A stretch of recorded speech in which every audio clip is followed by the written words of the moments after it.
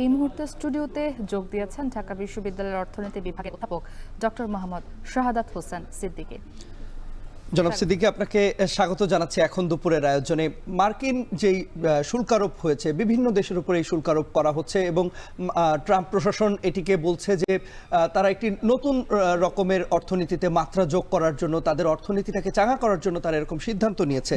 মার্কিন প্রশাসনের এই যে সিদ্ধান্ত, এটি তৈরি পোশাকের উপর সুনির্দিষ্টভাবে কতটুকু শুল্ক আরোপ করা হয়েছে সেটি আপনার কাছে জানতে চাই। পাশাপাশি জানাবেন নিশ্চয়ই এর যে প্রভাব, এটি আমাদের দেশের যে অর্থনীতি রয়েছে এবং আরএমজি সেক্টর রয়েছে সেই সেক্টরে নিশ্চয়ই পড়বে। কি ধরনের প্রভাব পড়তে পারে বলে মনে করছেন?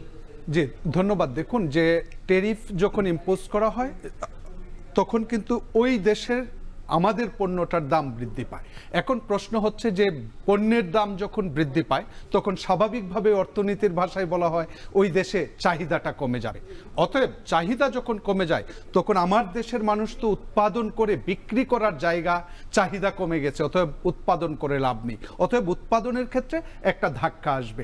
এখন প্রশ্নটা হচ্ছে এই ধাক্কাটা কতটুকু, সেটার কিন্তু নির্ভর করে আমার পণ্যটা সমজাতীয় পণ্য বলি, কিন্তু সেই সমজাতীয় পণ্য আমার প্রতিযোগী রাষ্ট্রগুলা কিভাবে তৈরি করছে এবং তাদের প্রতি যে ট্রিটমেন্টটা, ট্যারিফ ট্রিটমেন্ট যেটা যুক্তরাষ্ট্র করেছে সেটা কিভাবে করেছে।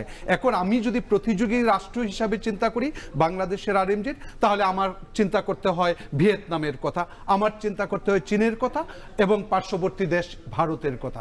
এখন সার্বিকভাবে যদি বিবেচনা করেন তাহলে হচ্ছে যুক্তরাষ্ট্র স্পষ্টভাবে বলেছে তারা কিন্তু রেসিপ্রোকাল ট্যারিফ আরোপ করেছে।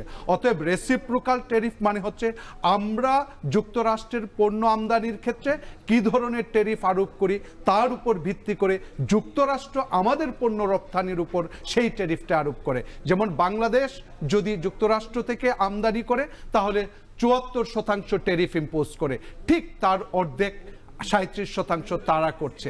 অতএব সেই জায়গা থেকে আমি বলবো যে বাংলাদেশের প্রথমত হচ্ছে যে এক্সপোর্ট কমার একটা সংখ্যা রয়েছে, কিন্তু সেই সংখ্যাটা আমি যদি প্রতিযোগী রাষ্ট্রের কথা চিন্তা করি তাহলে ভিয়েতনামের ক্ষেত্রে কিন্তু আমরা একটা তুলনামূলক সুবিধাজনক অবস্থানে রয়েছে, কারণ ৩৭% এবং ভিয়েতনামে কিন্তু ৪৪%।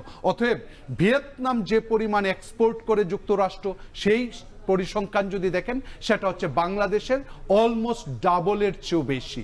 অতএব সেই জায়গায় কিন্তু ভিয়েতনামে যে পরিমাণ কমে যাবে সেই কমাটা কিন্তু বাংলাদেশের ক্ষেত্রে প্রযোজ্য হবে না। দ্বিতীয় কারণ হচ্ছে যে Bangladesh lower ended value product করে। অর্থাৎ আরেকটি প্রশ্ন ছিল, সেটা হচ্ছে যে ব্যবসায়ীরা বলছেন যে এই যে শুল্ক নির্ধারণের যে বিষয়টি, বাড়ানোর যে বিষয়টি হঠাৎ করে এসেছে, কিন্তু আমরা কিন্তু দেখেছি যুক্তরাষ্ট্র বেশ অনেকদিন ধরেই এমন একটা ইঙ্গিত দিয়েছিল। বিশেষ করে যদি নবনির্বাচিত মার্কিন প্রেসিডেন্ট ডোনাল্ড ট্রাম্প, তিনি কিন্তু তার নির্বাচনী প্রচারণায় বলেছিলেন যে অর্থনীতিকে তিনি পুনরুদ্ধার করবেন, শুল্ক বাড়িয়ে নিশ্চয়ই তিনি একটি পুনরুদ্ধার করবেন। তাহলে এই যে এখন যে একটি দোলাচল চলছে বা এই যে পরিস্থিতিটা তৈরি হচ্ছে, এটা আসলে কেন তৈরি হলো? দেখেন, এটা নির্ভর করে যে একটা রাষ্ট্র যে ধরনের, অন্য রাষ্ট্র কি ধরনের ব্যবসায়িক ক্ষেত্রে অথবা ট্রেড পলিসির ক্ষেত্রে কি ধরনের অ্যাকশন নিতে পারে সেগুলা কিন্তু রাষ্ট্রের জানা উচিত। এবং তার আগেই যেটা কিন্তু ইন্ডিয়ান গভর্নমেন্ট কিন্তু আগে থেকেই আলোচনা করে তাদের, দেখেন কম্পিটিটিভের কথা যদি চিন্তা করেন দক্ষিণ এবং দক্ষিণ পূর্ব এশিয়ায়, তাহলে ভারত কিন্তু সবচেয়ে সুবিধাজনক অবস্থানে রয়েছে।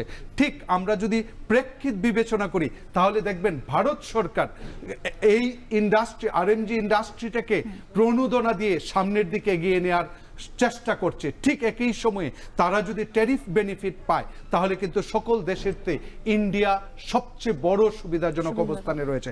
এখন বাংলাদেশ সরকারেরও উচিত, যেহেতু আমাদের প্রায় 7.3 বিলিয়ন ডলারের একটা বাজার, প্রায় 17 থেকে 19% মধ্যে, সেই ক্ষেত্রে যেহেতু রেসিপ্রোকাল ট্যারিফ, বাংলাদেশ যে পরিমাণ আমদানি করে তার থেকে কিন্তু আমরা 4 গুণ রপ্তানি করি বেশি। অতএব আমি ৭৪%কে যদি 40% নিয়ে আসি তাহলে যুক্তরাষ্ট্র সরকার, ট্রাম্প প্রশাসন সেটাকে 20% নিয়ে আসে কিনা তার কিন্তু এখন আপনার এই কথা সূত্র ধরে বলতে চাই, আপনি শুরুতে যে কথাটি বলছিলেন যে আমরা আসলে কতটুকু শুল্ক নির্ধারণ করেছি তার উপর তারা একটি শুল্ক নির্ধারণ করেছে। এরই মধ্যে মার্কিন যে সিদ্ধান্ত সেটি পুনর্বিবেচনার জন্য এনবিআরকেও ইতিমধ্যে শুল্ক পুনর্বিবেচনার জন্য নির্দেশ দেওয়া হয়েছে। এক্ষেত্রে আমাদের ক্ষেত্রে চ্যালেঞ্জগুলো কি কি হতে পারে? যে আমাদের দেশে প্রথমত যে চ্যালেঞ্জ সেটা হচ্ছে যে আমরা যখন শুল্ক কমাবো বিষয়টা হচ্ছে প্রথমত যুক্তরাষ্ট্রের এই 2.1 বিলিয়ন আমি যখন আমদানি করি তখন কিন্তু শুল্ক কর্তৃপক্ষ একটা রেভিনিউ জেনারেশন করে 74% হারে, কিন্তু প্রশ্ন হচ্ছে তখন কিন্তু আমার সেই রেভিনিউয়ের পরিমাণটা কমে যাবে। আরেকটা জায়গা হচ্ছে তখন যুক্তরাষ্ট্র থেকে আমরা যে পরিমাণ আমদানি করি তখন আমদানি খরচ কিন্তু কমে যাবে। এখন আরএমজির ক্ষেত্রে দেখবেন আমরা র কটন ইম্পোর্ট করি অনেকটাই যুক্তরাষ্ট্র থেকে, সেটা কিন্তু আমার ভ্যালু এডিশনের ক্ষেত্রে আরও বেনিফিট পাবে কারা?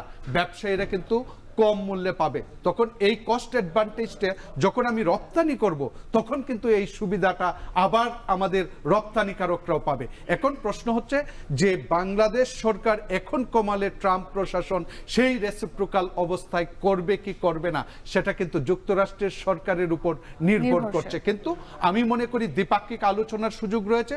সেই ক্ষেত্রে বাংলাদেশ যদি তার কম্পিটিটিভ তুলনামূলক সুবিধাজনক অবস্থানটা ধরে রাখতে পারে অথবা তৈরি করতে পারে তাহলে বাংলাদেশে নিশ্চয়ই। অসংখ্য ধন্যবাদ স্যার এখন দুপুরের আয়োজনে আমাদের সঙ্গে যুক্ত হয়ে আলোচনা করবার জন্য।